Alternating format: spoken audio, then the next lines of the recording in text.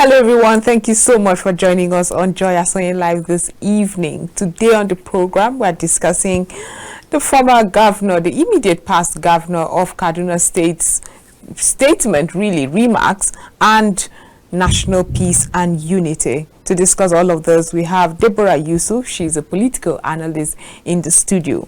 Recently, a video of the immediate past governor of Kaduna State, Malam Nasir Elrufai, went viral, generating uproar, especially on social media. He was addressing a group of Muslim clerics in Kaduna after the All Progressive Congress, APC, was declared winner of the Kaduna State governorship elections. We have an excerpt of that video before I unveil my guests in the studio right now.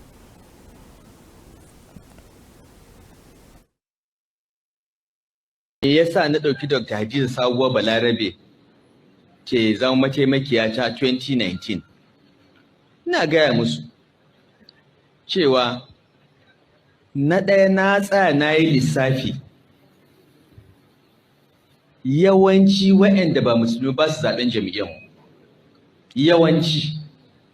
Saboda haka me yasa zan ba su mataimaki? Na yi lissafi za mu iya cin zaɓen ba tare da mun ba su ba. Na ɗaya kenan. Wannan siyasa ne. So kake ka ci. That's just an excerpt of the video of former Governor Nasir Elrufai addressing, according to reports, Muslim clerics. And as you can see, there were reputable media organizations that covered that. So if you just share your thoughts, Deborah Yusuf, I mean, I would really like to hear your thoughts. When you saw that video, first of all, what came to mind? It was shocking. It was completely shocking for some of us who hold him in some high esteem. I mean, but you are from Kaduna State. How did you feel? Well, I wasn't shocked when I saw that video because I just felt it was Nasir Elrufai being Nasir Elrufai. He always finds a way to reveal himself, his true self. And that was he did that in the presence of the media to show you that this is not something a sentiment that is hidden. This is a sentiment according to what he has said. He did the mathematics. This is a sentiment he holds really close to his heart. So my reaction when I first saw the video, I was like, oh, okay, he has done it again. Like, I wasn't surprised because I am from Kaduna State. I have watched and listened to the governor closely for the last 8 years. I have seen how he talks and how he handles issues, and I think that because he was addressing Muslim clerics in that space, he got carried away to actually to the extent that he felt free that he could say some of these things, forgetting the fact that the media houses were there. And it was very good and important that the media houses were there, because any allegations that were made outside of that substantial video proof would have been seen as a conspiracy theory and a controversial statement. But now there is proof. So a lot of people from Kaduna region, especially from the southern part of Kaduna region, have been saying about who Malam Nasir Elrufai is. Now there is evidence that can feed into what we have seen in the last 8 years. So for me, when I saw that video, I wasn't surprised because I have lived in Kaduna. Kaduna is my state. Kaduna is where I was born, and for the last 8 years, with all that has gone down in Kaduna State, I have watched Nasir Elrufai closely, and I have seen that he is an individual that always, as we have seen evidently in that video, tries to cause division. So sort of he's not a unifier. You can't unity or unifying people do not come close, should not exist in the same statement with Nasir Elrufai. And now Nigerians have a video to prove it. Well, for some of us, I have not heard anything so far from the Elrufai side or the team or whoever manages him. Those who work around him, I've been expecting people to come and say the authenticity of that video. Oh, wow. That has been the justification and excuse for very famous people. I was quoted wrongly. I'm sure you must have seen. There are many instances. Or the artificial intelligence. People must have done that just to reach back at his person and all of that. I've been expecting that. Is there something you expect as a crisis management tool? It will be quite ridiculous if his team, probably they are in meetings trying to find out how they would debunk this, and it's taking them longer, because the first time I came in contact with this video was last week Friday. Personally, I think it was forwarded and on a WhatsApp platform also. That's the first time I saw that video, and tomorrow it will be tomorrow will be a week since I saw that video. Wow. So you have been holding on to this video? Of course, I've not been holding on to the video personally. I am from Kaduna State. I am from Southern Kaduna. Not shocked. So when the video, you were indeed not shocked. No, I was not shocked at all. So what I am trying to say is that it is difficult for Elrufai and his team to try and debunk this video that I showed. What laudable excuse do you have for a video that has multiple people in the room? You want to come out and say AI all the people in the room, with the media houses that were there, with the it is going to be a very difficult task for them. It's an impossible task for them. Anything they try to do or say to other than apologize and go through whatever, if there are groups suing him for anything, go through whatever that process is, anything less than an apology is going to ridicule them, not Nigerians, because it is clear. This was not, it's easy to come out and say that. It's come out and say that a statement, okay, it was just a line, a sentence. This was not a sentence. These were multiple sentences explaining mathematics in his words. Mathematics that I did, that people do not necessarily vote for our party. As a unifier, as someone that is for peace building and all, you notice that, oh, these people do not like to vote for my party. Won't you find the root cause? Won't you find, why is the reason that certain people from the other part of Kaduna, Southern Kaduna, do not like to vote for APC? And try to see the way you can bring them together, and in terms of pushing out your campaign. That is what every political party that is intentional about peace building in a city like Kaduna State, in a state like Kaduna State, should be looking forward to do. Not to cause division and to start inciting, making insightful statements and say, okay, because they did not do that, we decided that we will focus on the people that will vote us. What about, are you going to chase the people out of the state? They are still indigenous of the state and deserve every full right that is given to any other part of the state. So that this video has further revealed to Nigerians who Nasiru El-Rufai is, because if he was someone that is, a peace builder, that thought would never have crossed his mind. He will be looking for how to unify a people, not to further divide a people, which is what he has done. And he's there boasting about how he has successfully achieved that, and even now the present administration is also, because it's a Muslim ticket, right? And now it will take the next 20 years, because I understand Hausa, so I did not need interpretation when I was watching that video. I knew what he was talking about. It will take, for the next 20 years, they will still be there. I mean, I'm waiting for that debunk. I'm waiting to see what Nasiru El-Rufai and his team. But there's another angle to this. We've often heard people, politicians especially, address a certain crowd, and because they want to be relatable to that crowd, they want to say things that the crowd would cheer them for, they say things they do not particularly mean. You have endured 8 years of the Elrufai, Malam Elrufai's administration. With what he said, is it indeed the reflection of how the southern Kaduna felt, the Christian part of Kaduna State really felt in his administration?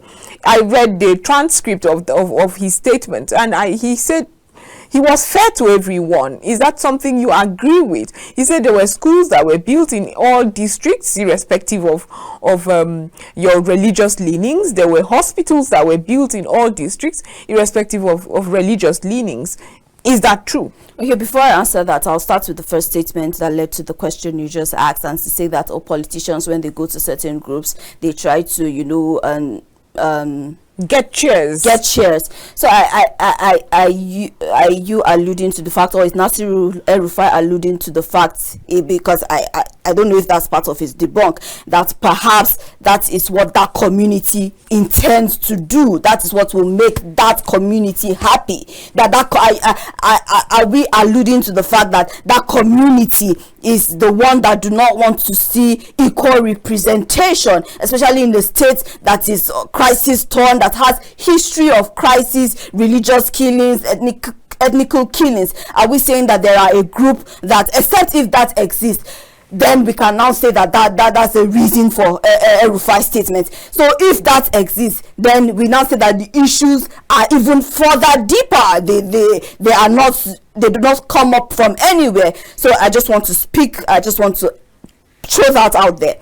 Now, speaking to the question as to there was roads, hospitals built and all that, well, I have not done an investigation as to how, if it was lopsided. If it was lopsided, right? I have not done an investigation, but were projects carried out in the southern Kaduna part? Absolutely. But in part of what he said when he was saying that okay, we did projects and all of that, he said, so that when they come and they say, oh, we are being marginalized, we are not being taken into account, we can prove to them that a Muslim-led government is the one that has done this and that, to sort of shut them up. Now, this sort of shut them up for like sort of aspiring for a higher position or being involved in the government. And in that same video, he made mention to the fact that about 3 or 4 important offices were headed by Muslims, and then they then decided to give, okay, what is it that we can afford not to. So I mean, at this point, it's very difficult to defend. I do not envy whoever is trying to come up with that statement to defend Elrufai, because he has given everything that we need to hear about his person, his character, and what he thinks, and what the plan is. He has said it himself. So it's like I said, I do not envy that person, and I don't know if I answered your question sufficiently. You have really, but some of us used to hold traditional and religious leaders in really high esteem. You know, when you hear about the eroding of our morals these days, we look up to religious and traditional. While I did not see the end of that video, I would have loved to see traditional leaders move up to say, what you just said was wrong. At no time should you say that the leadership of the state should go to only a certain religion because there's an agenda per se. Do you think that it is something we're losing in the country, in Kaduna State? Well, I know that while Elrufai was talking, there were applauses that were going on. I heard the applauses as well, really. Okay, great. At least you could hear applause. They did not applause in Hausa. I was hoping to hear people saying you are wrong, you should not say that. Well, we didn't see that from that video. What we saw were applauses. And I mean, earlier when you were trying to make a case as to, okay, perhaps this is... I wasn't making a case. Okay, I was just being a journalist. You're being a journalist. You're doing your job. You're asking perhaps if they were trying to, you know, get cheers and all. And it seems like he said what they wanted to hear, right? And they were applauding. So I didn't see, I don't know if someone after that meeting pulled him aside, but from what we are seeing from this video, what we could see basically is support and people that felt that they had a governor that was reflecting their wishes and, you know, strategically and mathematically, in his words, because he said mathematically, mathematically did so. So I don't know, it's so sad to see that, you know, our traditional leaders, religious leaders as well, are sort of, rather than being a solution to the problem and trying to dissolve like tension and all, they are not necessarily playing that role. And I'm hoping that, you know, I always hope against hope, regardless of how things are. Even when sometimes I do not see the hope in you. Deborah, sometimes you seem like you are just seeing a bleak future. But it's good to hear you say there are times when you do hope. No, I do see what I do see the bleak picture, right? But I still see Nigerians. I was in the market earlier today. I transacted with a lot of wonderful Muslims. I know that this is not a sentiment every Muslim out there holds. In the little things, no matter how bleak it may be, in the little things, those are the things that give me hope. If not, I'll just be a depressed individual saying that I'm from Southern Kaduna State. Okay, yeah, I'm not. My intention is not to get you depressed, but let's talk about his successor, Senator Uba Sani, who has taken the governorship position, and as you already know, I'm not sure if it was his personal intention, the way former Governor Elrufai sounded. It seemed like it's an agenda he's following. He was sitting right next to him. And I saw him giggle at some point. Yeah, there were times when he giggled. Do you think he shares this, and it's indeed an agenda that it's going to be followed? After 20 years of ensuring this, according to that video, after 20 years of ensuring this, the Christians will no longer even have to stand up to contest against it, because they would just succumb to the fact yes, they'll be, well, that's your words. I don't want to use those words, but yeah. But do you think that his successor shares this? Especially, you were here, you're on this platform a couple of weeks.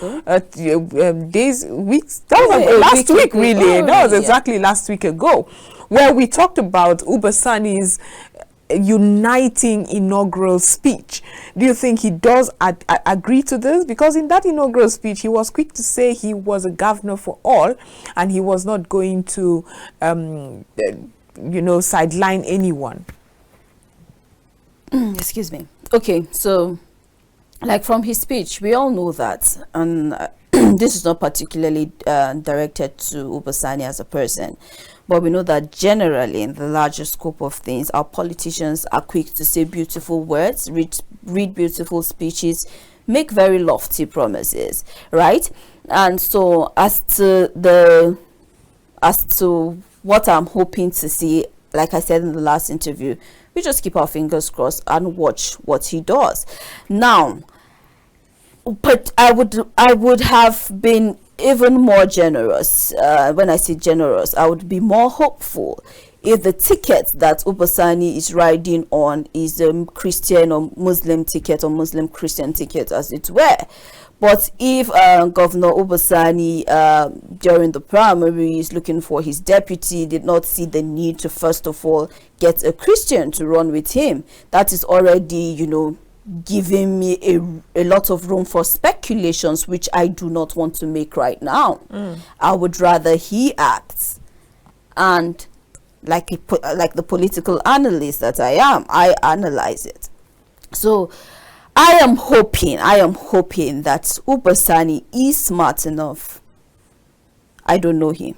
I am just hoping that he is smart enough to read the room. Okay. To read the tension across the country. To read the tension and the room within Kaduna State, to learn from the mistakes of his predecessor. Does he understand there were mistakes? I said I'm hoping. I have not had a personal interaction with him. I've not seen enough interviews with him like I have with Elrufai for the last 8 years. That gives me reasons to boldly, clearly state the kind of person that Nasiru Elrufai is. He was a senator, yes. He was not a senator for my region, so I wouldn't say I necessarily paid close attention to his antecedents and precedents. So I do not want to preempt him. I want, most of the times where people accuse Nigerians, and I've had that conversations, and when I say Nigerians, I mean generally, to say, okay, the new president Bola Ahmed Tinubu is just how many days in, people should wait first, give him the benefit of doubt. Give him the benefit of doubt. So I'll give both sides the benefit of doubt and see and begin to look at his appointment. So he just recently made appointments, and across 27.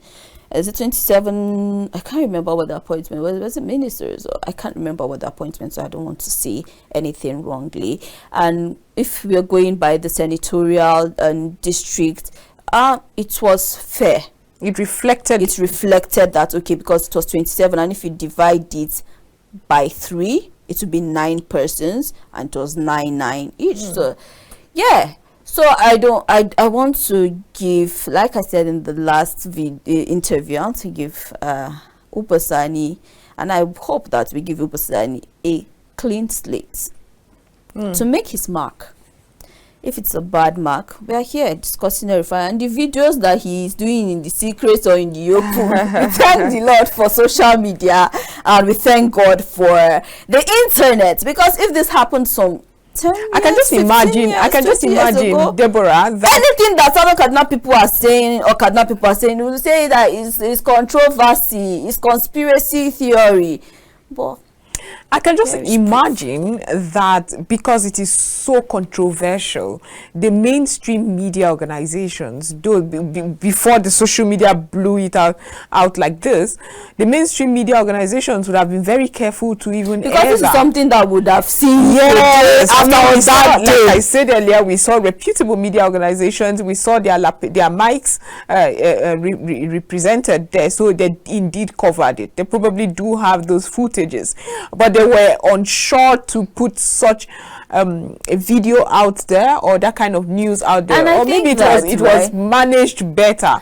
but for the social media. I think that's a responsibility. I think the media has a tough job, right? The media has a tough job, but I think that the media needs to be more bold and assertive in their role. And I understand that the past administration and the media, and even generally speaking, the media usually face this problem of press freedom before NBC one has to be so careful and all of that. But like I said, thank God for social media, thank God for the internet, because this may just have been a narrative that people will be accused of peddling and trying to divide the nation because there was no proof, but now there is proof. So, but going forward, I don't think that this is something the media should sweep up under the carpet. If it's something that you're going to get sanctioned, push it out as early as possible through the social media.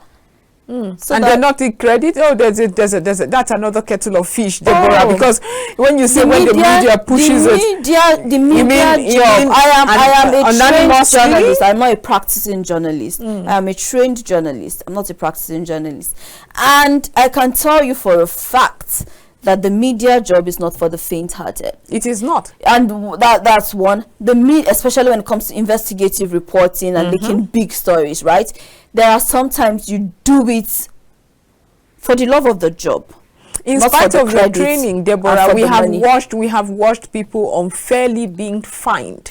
That's what I'm saying about press freedom. And all we do is shrug and Joy ASONYE life has just been shrug. What has the civil society organization done? I'm going to speak to that. I remember, was it last year or 2 years ago? I can't remember correctly. I think was it Kayode of Channels TV, and I think another person, I can't remember, that were taken in by the DSS, and the CSOs rally around them and ensured that they did not spend one day there. And I know that there are people that do not have that access, that kind of way that they can, escalate things to get the attention of the CSOs. We've seen journalists die. I think, was it the Punch or the Vanguard journalist that died at some point and all. So, but like I said earlier, the media role is not for the faint-hearted, right? It's not. We need people with guts and audacity to be able to break some of the stories, and regardless of the consequences, because it's always good you count the cost if you know that this is not your terrain. Exactly. But we are seeing more and more daily, everyday independent journalists coming up that are emboldened and bold to do and as say they should. As I like to think I'm one of them. But let's talk about the backlash people who brought this to fore also have faced. I mean, I was listening, or rather reading through social media and here and listening. I'm like you said, I don't have the heart to go on Twitter, for instance, to tweet. I like to read comments because it can be very vile. That's even saying the least. Absolutely. However, while reading about about this story and how it trended on social media, there were those who claimed or who were pushing a narrative that Elrufai at the moment is in very good, has a very good relationship with the present President Bola Tinubu. He's probably being earmarked for a juicy political appointment, and this was, in lack of words to use, intentional to deviate that plan. Is that something, as a journalist now and as a political analyst, I want you to be unemotional about it? I don't think I'm emotional. I think well, let's like try to get you objective. Is this coming out because he is being earmarked for a juicy appointment? He enjoys a good relationship with the top, with President Bola Tinubu and his team, and this is why it's coming out now? Well, of course, talking about politics, you see this kind of gameplays and always play out, right? So it's very possible. I don't have information as to how credible that is, but it's very possible that is the case. But for me, at the same time, it is sad that is the case, because it is not until there is a vested interest that these stories come out. Whether there is vested interest or not, this is a story that should have, like we've earlier agreed, should have broken the day or a day after that clip was gotten, right? But because there is now possibly, allegedly, as you said, a vested interest as to why, and really though, do Nigerians want someone like Nasiru El-Rufai to head a ministry or a parastatal, or be part of the cabinet, or be part of entirely? Exactly. Who are you asking this question, Deborah? Yusuf? Do you people want someone like Nasiru El-Rufai to be in a leadership position, going by the videos you have seen and everything that has happened in the last 8 years and all the allegations that have been tuned to his name? I leave that to Nigerians. And then the Bola Ahmed Tinubu himself, because during his campaign, and the President Bola Ahmed Tinubu himself, during the campaign, he kept assuring he would treat all of us equal. It is not any Muslim agenda, and nobody's trying to cause chaos in the country. It is just politics. Okay. Match your words with action. Okay, having said that, Deborah, I think it's a good time to go for a break right now. We have still so much to discuss. This is still Joy ASONYE Live. We'll be back shortly. Stay with us.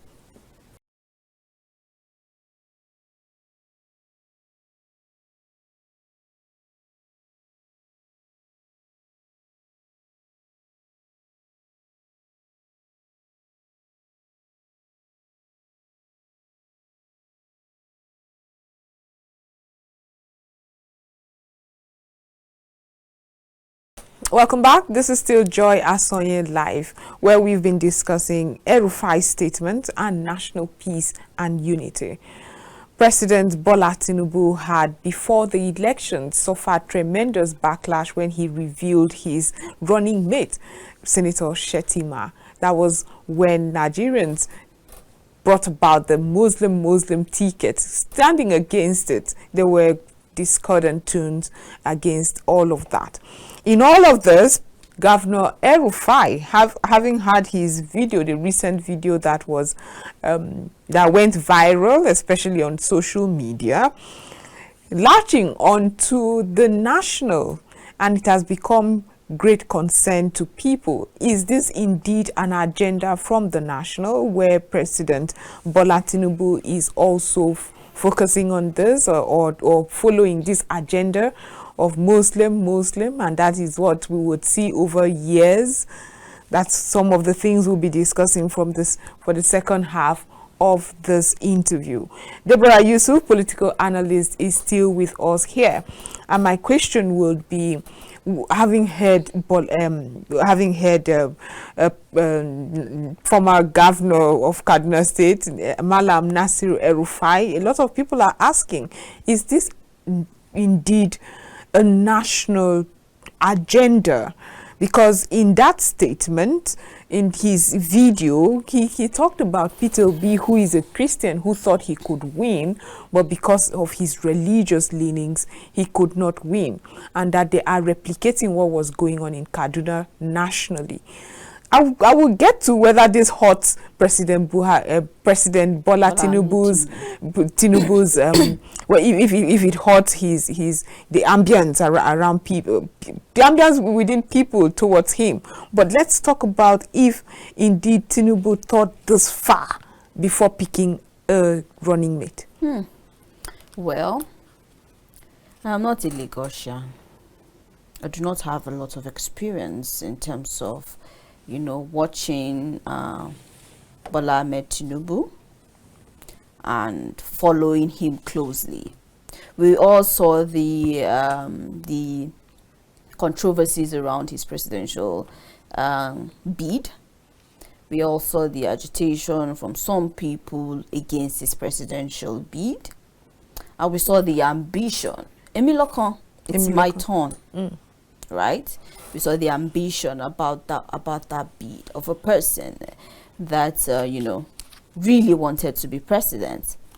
So I'd say that I can't say for certain if Bola Ahmed Tinubu thought that far, but I think that Bola Ahmed Tinubu wanted to do everything possible that would make him president. I would say that that's what I gathered from whatever that was going on. And I don't know, because I'm from Kaduna State, right? Is Kaduna from the north? Yes. Northwest region. I am Christian. We have a lot of Christians in politics across the north, in several northern regions. There are Christians there. It's in most northern states. It's not a question of 80-20%. It's either 60-40, 50-15. In very few northern states will you find that 80. And I think that's what a lot of people are not aware, because when they just see northerners, they just say, oh, Hausa man. You fail to understand that in Kaduna State alone, particularly southern Kaduna, there are about 66, 50 to 60 basically ethnic groups. I think that lack of information probably contributed to what we saw in the elections and how things played out. What I am saying and what I am getting to is the fact that Bola Ahmed Tinubu had a chance to choose someone from the Christian community, someone that is a Christian politician, to be his running mate. People say he's the master strategist, so I don't know what strategy he saw that made him think that picking a Christian from the north was not going to make him win. So I would allude to the fact that I am not certain why, if Bola Ahmed thought that far, but he could have made a different decision and possibly still be the president now. You think he would have won? I think that it is possible that he could have won with a Christian from the north, with a Christian from the north running mate. It is very possible. It is.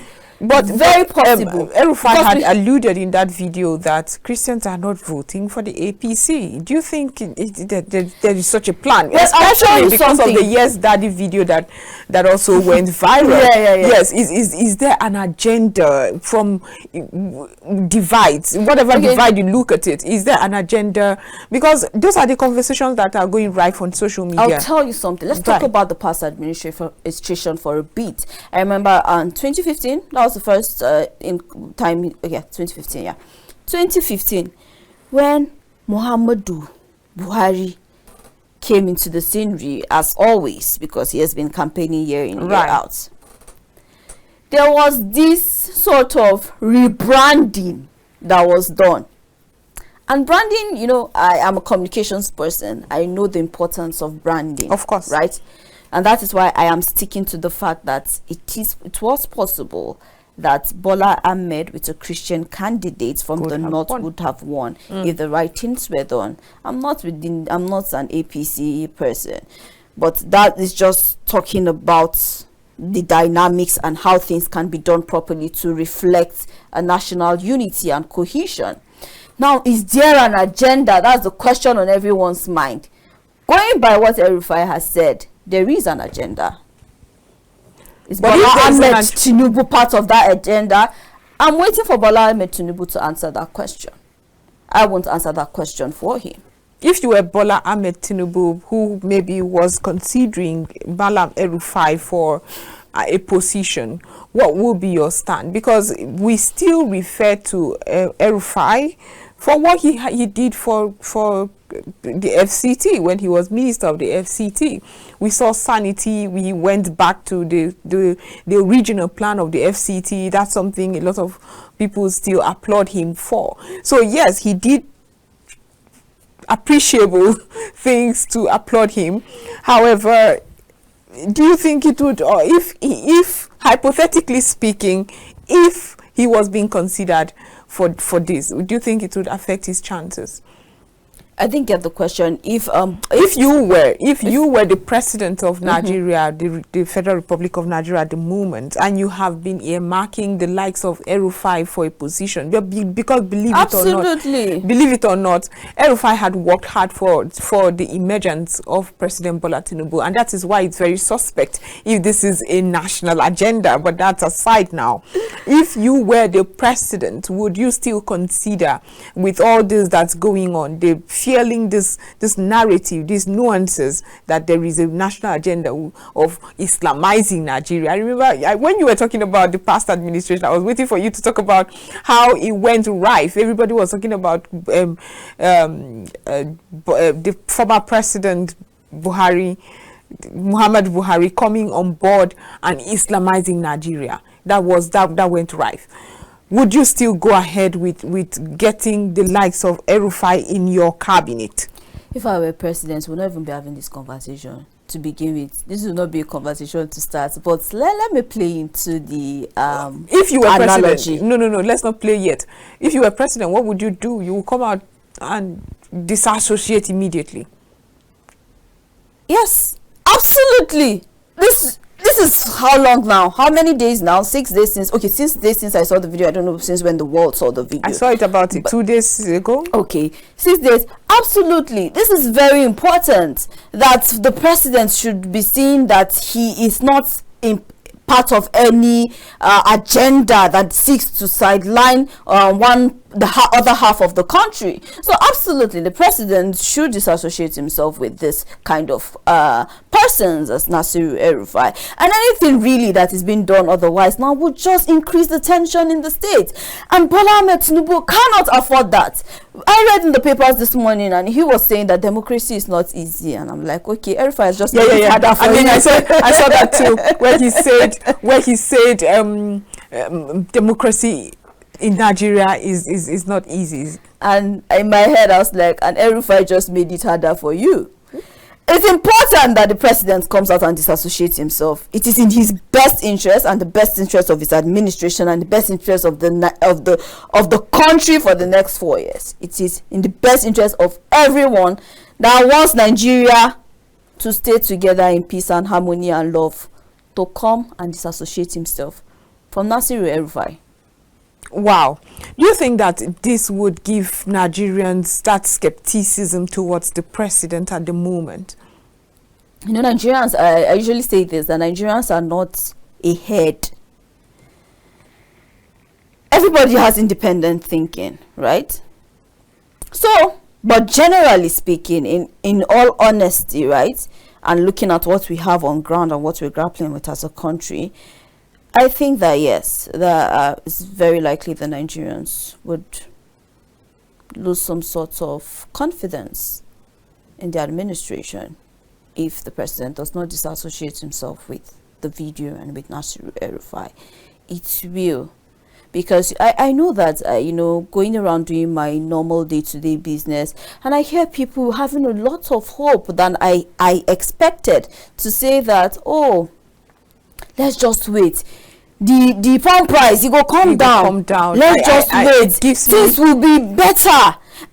You don't know this kind of people are making excuses, trying to have hope that and okay, perhaps this government and giving this government a chance, a benefit of doubt to prove themselves. You already know my position about fuel subsidy, so I'll not even go that route. By the way, for whoever is listening right now and wondering her position, she is completely against fuel subsidy. But go ahead. The removal of fuel subsidy.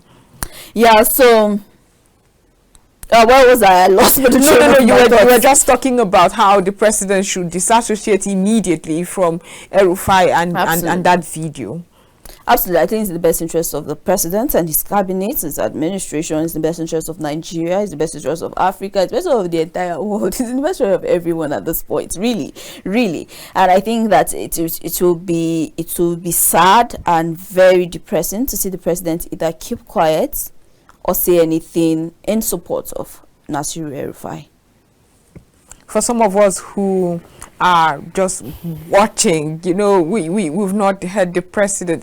This is the first time we've had this president being faced with anything like this. I mean, it's expected. He's only been there for a couple of days. It's not up to 2 weeks now, is it? Now, for some of us who are waiting, how long is too long? Because the past president I can almost bet my bottom dollar he would not respond to it. You're making me really laugh, and you're making me feel like I'm taking a stand. I'm a journalist here. So how long is too long for a proper response of this magnitude? Because we're seeing another divide. It's giving me that feel of campaign, that tension that was on during the campaign seasons. There were several speculations here and there. We're going back there. Now we have a president. How long is too long for a response? You said you saw that video 2 days ago. I did. It's going to be 1 week tomorrow since I saw that video. I'm thinking right about now, regardless of whatever is going in the villa, the president should have already heard about this. How are you sure he doesn't he doesn't have his cabinet ready, complete, so probably there's nobody to update him on this. Okay, that's a possibility. Regardless, right, I think that if Bola Ahmed Tinubu has learned anything from the past administration, it's always, trying to check the pulse of the nation for yourself and not from what your cabinet are saying. So I expect that the president should be more proactive in checking the pulse of the nation beyond what his cabinet and the people around him tell him.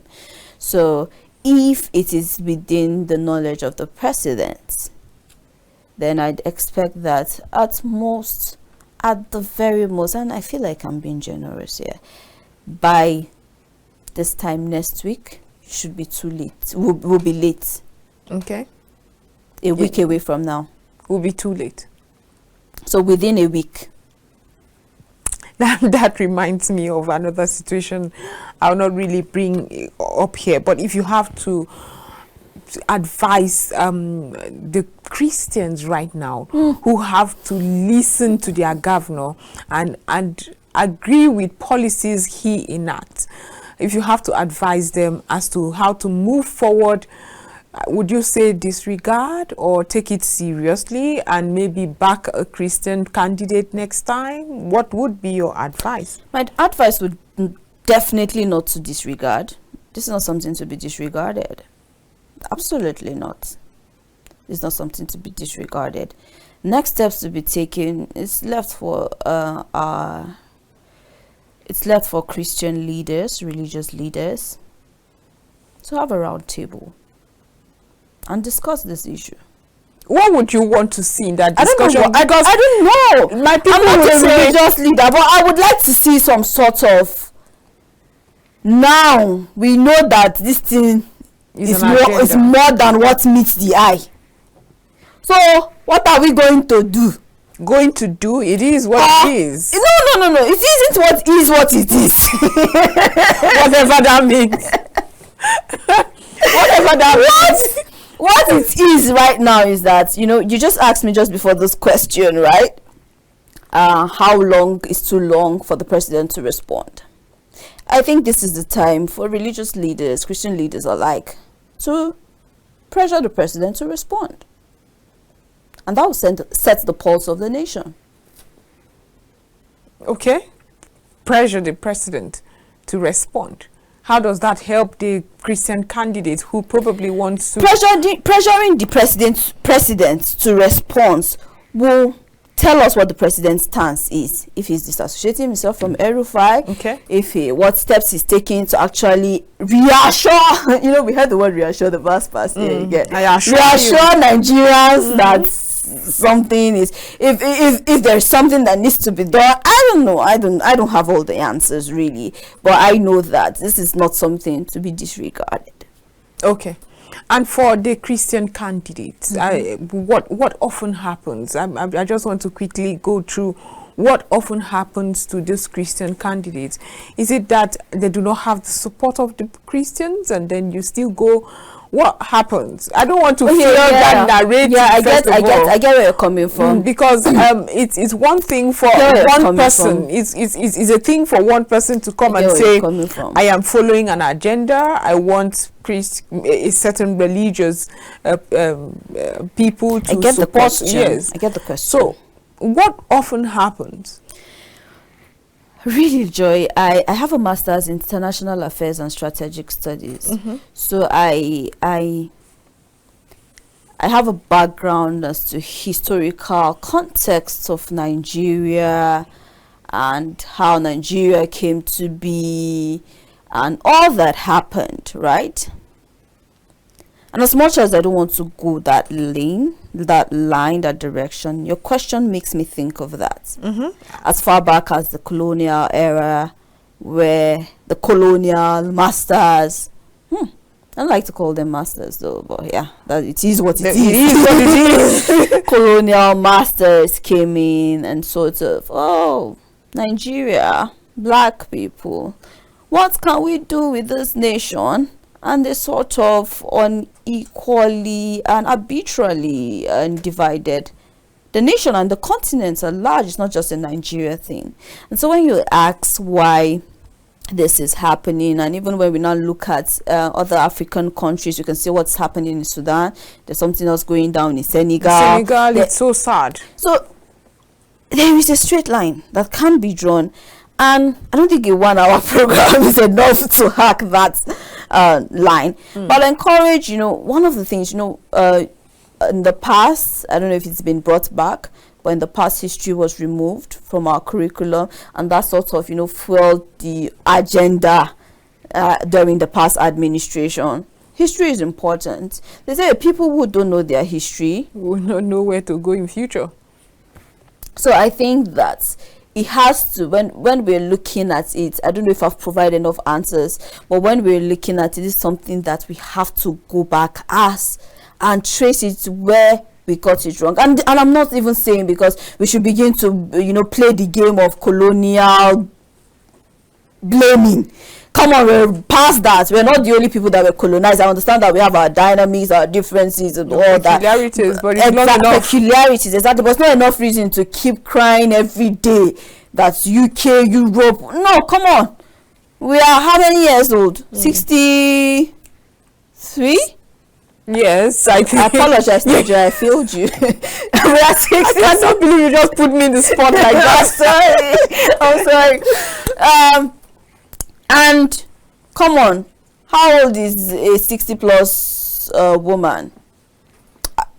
Like in putting it in that context. So we have come of age to decide what we want as a country, right? Whether I want to unite this country or whether I want to say, oh yeah, everybody go your way.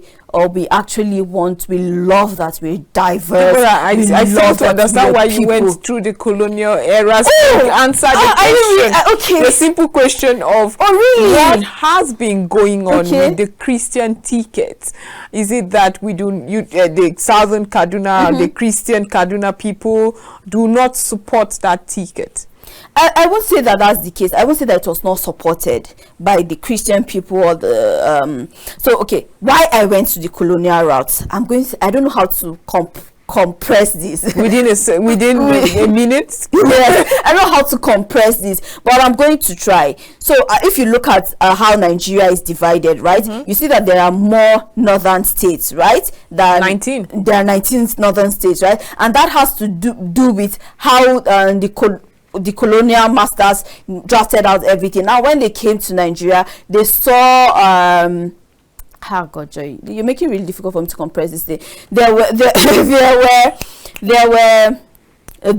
system that they saw. It was easier that through the indirect rule, and then amalgamation. No, that's not where I'm going to. Because you're taking us really far back. Yeah, I'm taking really far back, and you're giving me so little time to take you really far back. But I think that at the end of the day, I'll say that let Nigerians go and do their homework and read the history. That there is a root cause that because when the colonial masters came, they saw that okay, the easy way to hack this thing that they could oppress Nigerians and was to go through some traditional religious leaders that were largely from that region. Yes, that's the indirect rule. That was from that region of the country and that religion, if I may, and then they leveraged on that and gave them most of the powers, and that is why you've consistently seen that okay, we have more northern leaders than other leaders. Do you understand? I think I get where you're going. Thank you. But unfortunately, we've run out of time. I would have really loved to follow you on this long train of going back memory lane as to the history of Nigeria. It would have been a lovely ride back there, but we do not have as much time. We've been discussing with Deborah Yusuf. She's a political analyst, and we were discussing Elrufai's remarks and the national peace and unity. This has been Joy ASONYE Live. Well, this is where we draw the curtains, but I must say thank you, Deborah Yusuf, for being part of the program. Thank you for having me. And it's so exciting the passion you speak with, especially when we go the Kaduna. It's my state. I'm from Southern Kaduna. I can't help it. I can understand, but this is where we wrap it up. We'll be back tomorrow with so much more. Have a wonderful evening.